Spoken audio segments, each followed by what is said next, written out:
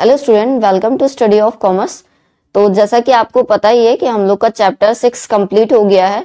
Statics for economics वाली जो book है क्लास 11 की, उसमें हम लोग चैप्टर 6 अभी तक कंप्लीट कर चुके हैं। यानी मेजर्स ऑफ सेंट्रल टेंडेंसी हम पूरी तरीके से कंप्लीट कर चुके हैं, जिसमें हमने 3 मेजर्स पढ़े हैं, मोड, मीडियन और अर्थमेटिक मीन। ठीक है, तो आज हम एनसीईआरटी क्वेश्चंस करेंगे इन्हीं एवरेजेस के बेसिस पे। तो चलिए क्वेश्चन स्टार्ट करते हैं। क्वेश्चन नंबर फर्स्ट हमारा कह रहा है कि which average would be suitable in the following cases. यानी ये जो कुछ हमारे पास केसेस दिए हुए हैं और हमको फाइंड आउट करना है कि जो हमने मीन, मीडियन और अर्थमेटिक मीन, मीडियन और मोड पढ़ा है, उनमें से कौन सा एवरेज इन सिचुएशंस के लिए सुटेबल होगा। ठीक है, तो मैंने आंसर ब्रैकेट में लिखा भी हुआ है और मैं आपको एक्सप्लेन करती हुई चलूंगी। तो पहला क्वेश्चन है average size of readymade garments. तो अगर किसी की रेडीमेड गारमेंट्स की शॉप है तो उसको कौन सा एवरेज मेथड यूज करना चाहिए, मीन, मीडियन या मोड, तीनों में से कौन सा यूज करना चाहिए। तो हम सबसे पहले बात करते हैं मीन की। तो अगर हम मीन की बात करें तो मीन में क्या होता है कि हमारी पूरी एक वैल्यू निकल के आती है मीन में। अर्थमेटिक मीन में क्या होता है कि सारी चीजों को ऐड करके हम नंबर ऑफ एन से डिवाइड कर देते हैं तो हमारा एक वैल्यू निकल के आती है। तो मीन का यूज हम यहाँ पे नहीं कर सकते क्योंकि हमें यहाँ पे एवरेज निकालना है। ठीक है, रेडीमेड गारमेंट्स का एवरेज निकालना है।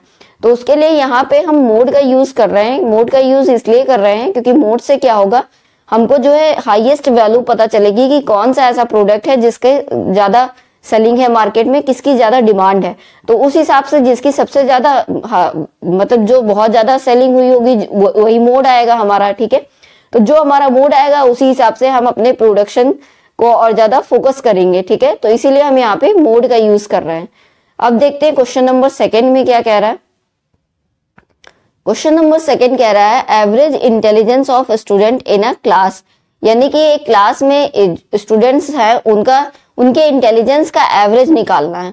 तो यहाँ पे अगर हम मोड से कैलकुलेट करते हैं तो मोड में हमारा जो सबसे हाईएस्ट होगा उसका आ जाएगा। ठीक है, उस स्टूडेंट का आ जाएगा, यानी सबसे हाईएस्ट इंटेलिजेंस कौन है उसका स्टूडेंट का नाम आ जाएगा।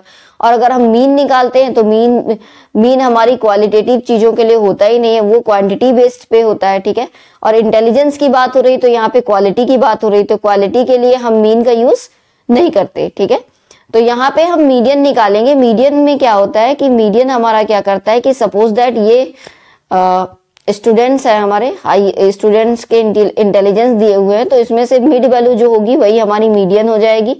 और इस तरफ हमारे जो हाईएस्ट होंगे स्टूडेंट, ज्यादा हाईएस्ट होंगे, लेस देन हाईएस्ट होंगे, उनकी होगी। और इधर मोर देन हाईएस्ट स्टूडेंट की जो है वैल्यूज होगी। ठीक है, और बीच वाला पोर्शन हमारा मीडियन हो जाएगा। तो ये हमारे लिए ज्यादा सुइटेबल होगा इस सिचुएशन में।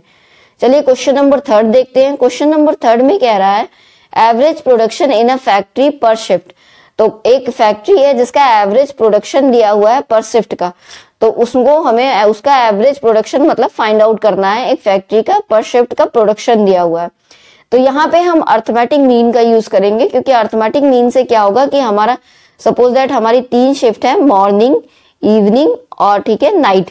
3 शिफ्ट है तो मॉर्निंग में जितने लोग काम कर रहे हैं उसका एवरेज हम निकाल लेंगे, इवनिंग में जितने लोग काम कर रहे हैं उसका एवरेज निकाल लेंगे, और नाइट में जितने लोग काम कर रहे हैं उसका एवरेज निकाल लेंगे। टोटल मतलब पर्सन से हम एन टर्म से डिवाइड कर देंगे तो हमारा एवरेज निकल जाएगा। ठीक है, तो उससे हमें क्लियर हो जाएगा कि मॉर्निंग शिफ्ट का क्या प्रोडक्शन का एवरेज है, इवनिंग का क्या है और नाइट का क्या है। ठीक है, और अगर हम मीडियन निकालने लगेंगे तब तो हमारी मिड वैल्यू निकलेगी, और मोड निकालेंगे तो हाईएस्ट वैल्यू निकलेगी। तो यहाँ पे इसीलिए हम अर्थमेटिक मीन का यूज करेंगे क्योंकि हमें तीनों शिफ्ट का एवरेज अलग अलग निकालना है। उसके बाद फाइंड आउट करना है कि किस शिफ्ट में ज्यादा प्रोडक्शन हो रहा है। ठीक है, क्योंकि हमें एवरेज प्रोडक्शन निकालना है, वो भी शिफ्ट वाइज। ठीक है, तो आई होप आपको समझ में आ गया होगा। चलिए क्वेश्चन नंबर 4 देखते हैं। फोर्थ पार्ट कह रहा है average ways in an industrial concern.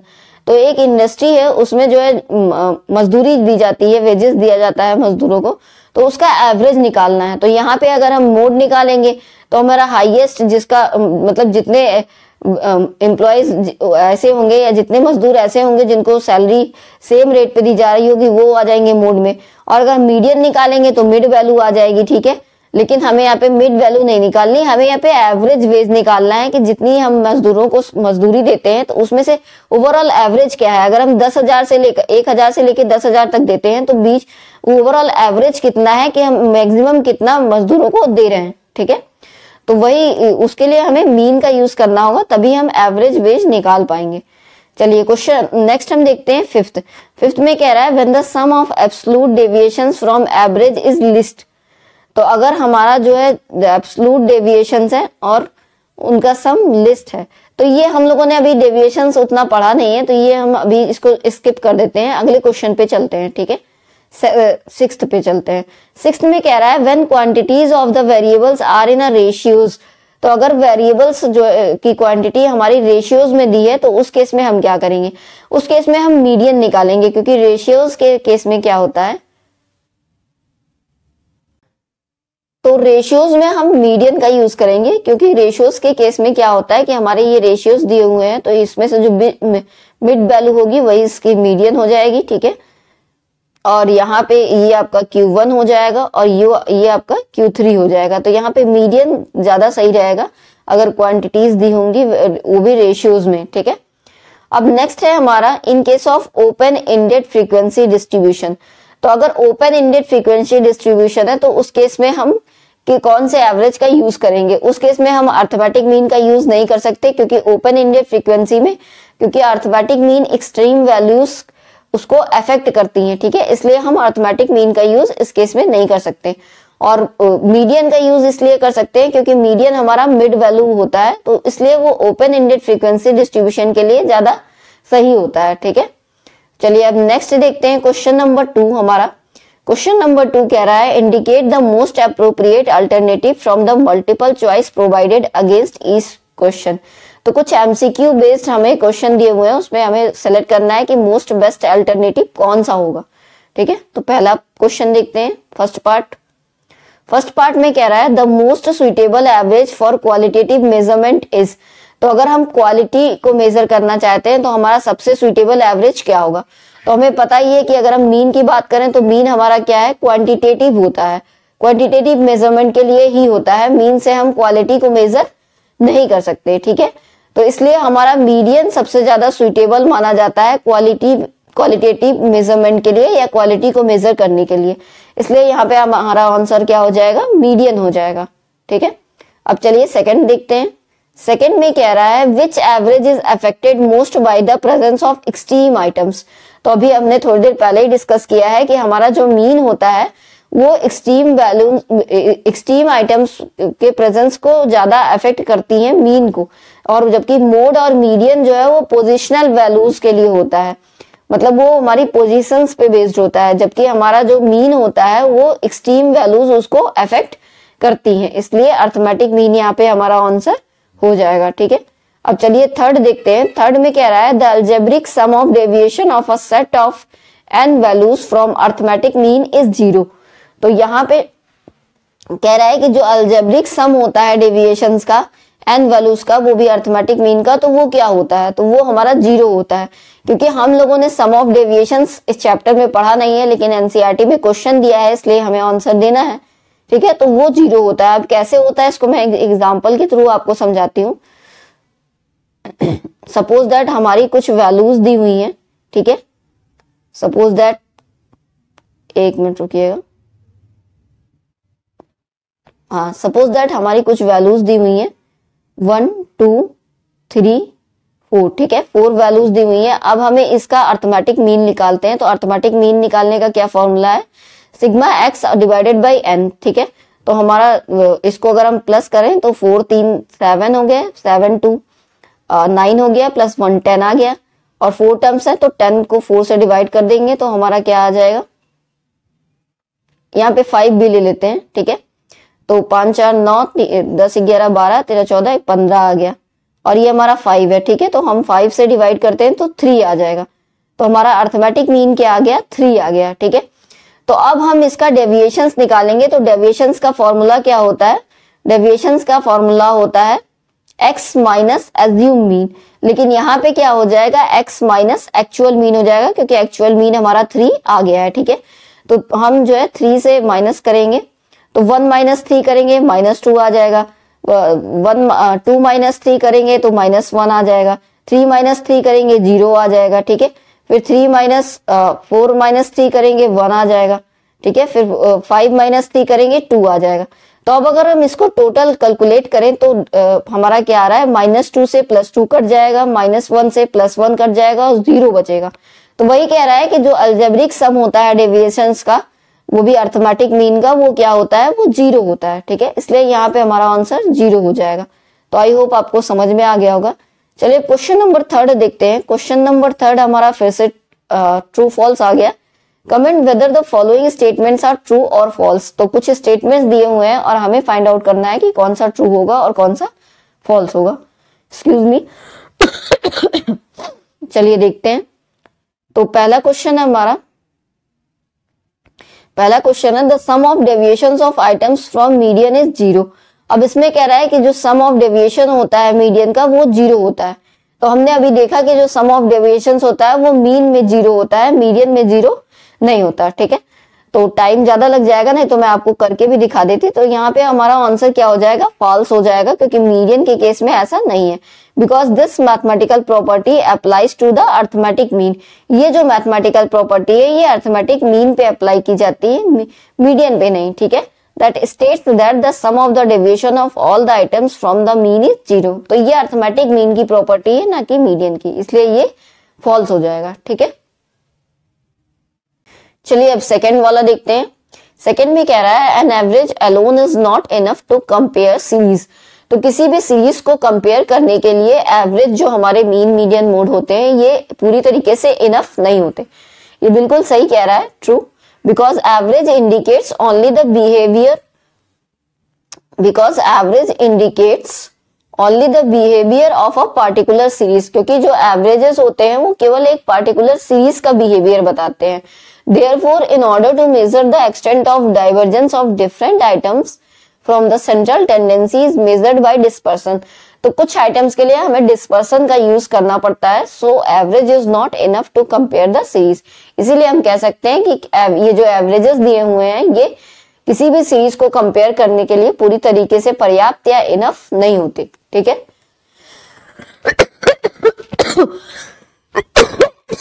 Excuse me. चलिए अब थर्ड देखते हैं। थर्ड में कह रहा है arithmetic mean is a positional value. तो अर्थमेटिक मीन पोजिशनल वैल्यू है, तो ये तो हमें पता ही है कि ये फॉल्स होगा, क्योंकि हमने पढ़ा है कि अर्थमेटिक मीन जो है उसको एक्सट्रीम वैल्यूज अफेक्ट करती है, वो पोजिशनल वैल्यू नहीं होती। हमारा मीन, मीडियन और मोड जो है पोजिशनल होता है, लेकिन अर्थमेटिक मीन पोजिशनल वैल्यू नहीं होता, ठीक है। तो इसीलिए हमारा आंसर फॉल्स हो जाएगा। Mean is not a positional average. The calculation of median and model values is based on the position of the items in the series but not the mean. तो मीन के लिए position का कोई असर नहीं होता, ठीक है। चलिए अब फोर्थ देखते हैं। फोर्थ में कह रहा है अपर quartile is the lowest value of top 25% of items. तो ये बिल्कुल सही कह रहा है कि जो हमारा अपर क्वार्टाइल होता है वो लोएस्ट वैल्यू होती है टॉप 25 ऑफ आइटम्स में, क्योंकि हमको पता है कि बीच में हमारा मीडियन होता है, यहाँ पे हमारा Q3 होता है और ये हमारा Q1 होता है, यही हमारा अपर क्वार्टाइल होता है। तो मीडियन तो हमारा 50% हो जाता है, उसके बाद इधर हमारा 25% हो जाता है और यहाँ पे हमारा 25% हो जाता है, ठीक है। इसलिए ये हमारा ट्रू हो जाएगा, ठीक है। अब फिफ्थ देखते हैं। फिफ्थ में कह रहा है median is unduly affected by extreme observations. Median कह रहा है कि हमारा एक्सट्रीम ऑब्जर्वेशन मीडियन को अफेक्ट करता है, जबकि हमने पहले ही पढ़ा केवल मीन ऐसा है जिसको एक्सट्रीम ऑब्जर्वेशंस अफेक्ट करते हैं और मीडियन और मोड को एक्सट्रीम ऑब्जर्वेशंस अफेक्ट नहीं करते। इसलिए ये भी क्वेश्चन हमारा फॉल्स हो जाएगा। So arithmetic mean is most affected by the presence of extreme items. केवल अर्थमेटिक मीन ही है जिसको एक्सट्रीम आइटम्स अफेक्ट करते हैं, बाकी मीडियन और मोड तो पोजिशनल पे डिपेंड होते हैं, ठीक है। चलिए अब क्वेश्चन नंबर 4 देखते हैं। क्वेश्चन नंबर 4 हमारा न्यूमेरिकल है।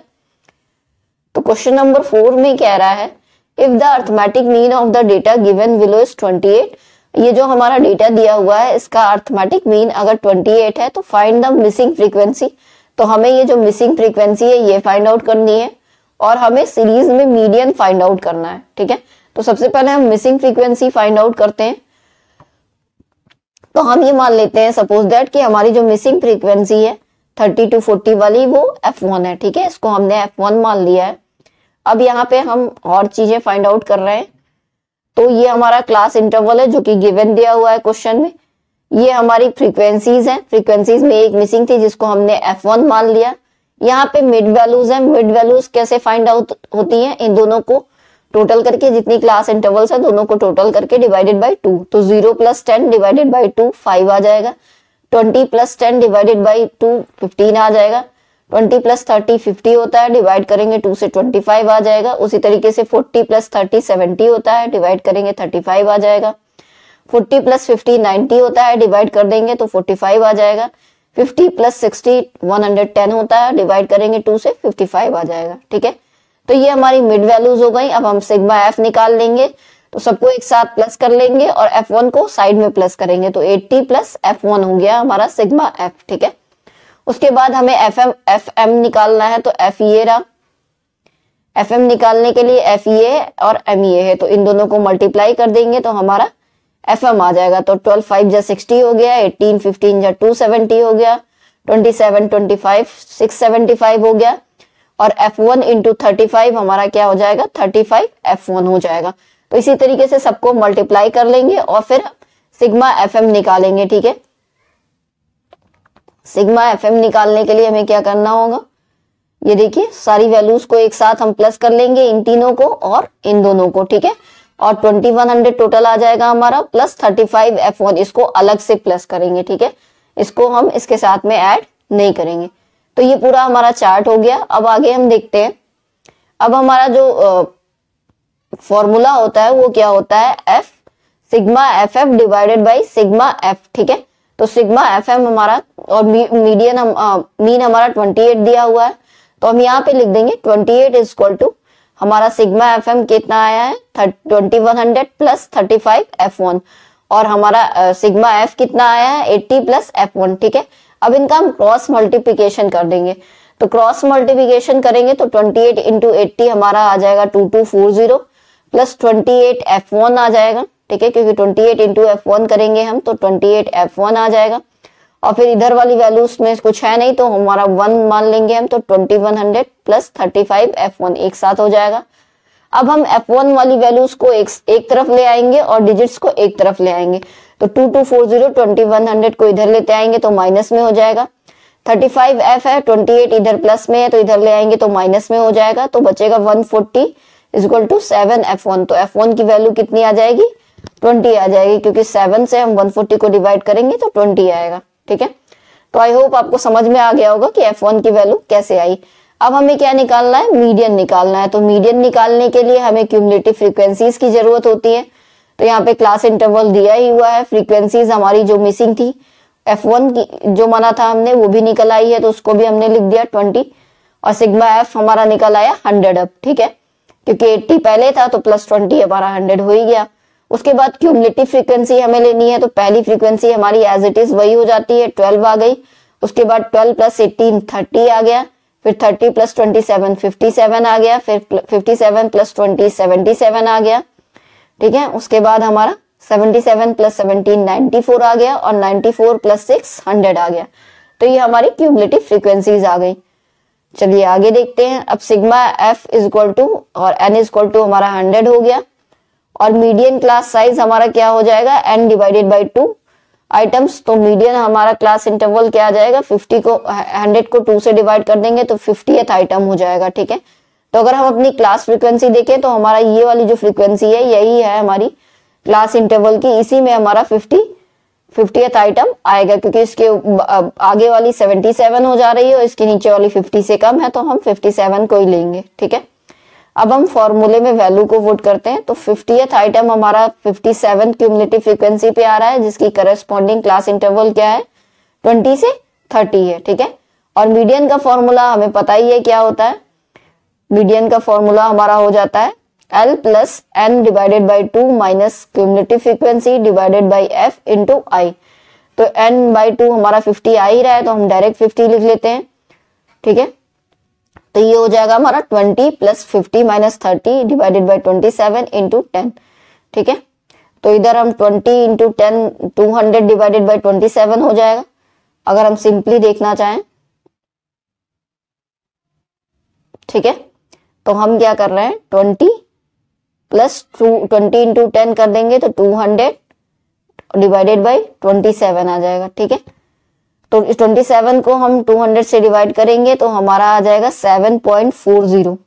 ठीक है, जब 27 से हम 200 को काटेंगे तो टोटल हमारा आ जाएगा कितना, मीडियन 27.40। ठीक है, तो ये हमारा मीडियन हो गया। अब हमारा क्वेश्चन नंबर 5, तो क्वेश्चन नंबर 5 हम नेक्स्ट पार्ट में देखेंगे और आगे के जो क्वेश्चन है उसको हम नेक्स्ट पार्ट में देखेंगे। ये क्वेश्चन नंबर 5 हम लोग देख लेते हैं, बाकी 6th हम नेक्स्ट पार्ट में देखेंगे। तो क्वेश्चन नंबर 5 में कह रहा है, the following table given the daily income of 10 workers of factory, find the arithmetic mean. तो हमें अर्थमेटिक मीन निकालना है और ये डेली वर्कर्स हमारे दिए हुए हैं। ठीक है, तो ए से जे तक हमारे वर्कर्स हैं और डेली इनकम उनकी दी हुई है।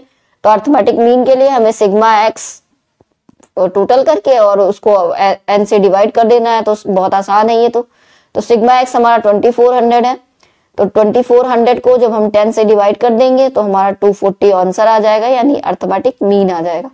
तो क्वेश्चन नंबर 5 तो हमारा सबसे इजी है, क्योंकि सिग्मा एक्स अपॉन एन करना है अर्थमेटिक मीन निकालने के लिए। तो आई होप आपको सारे क्वेश्चन समझ में आ गए होंगे। अगर आपको कोई डाउट हो तो आप कमेंट करके पूछ सकते हैं। बाकी नेक्स्ट पार्ट में हम आगे के क्वेश्चंस डिस्कस करेंगे। वीडियो अगर पसंद आया होगा तो लाइक कर दीजिएगा, चैनल को सब्सक्राइब कर दीजिएगा आगे की और वीडियोस देखने के लिए।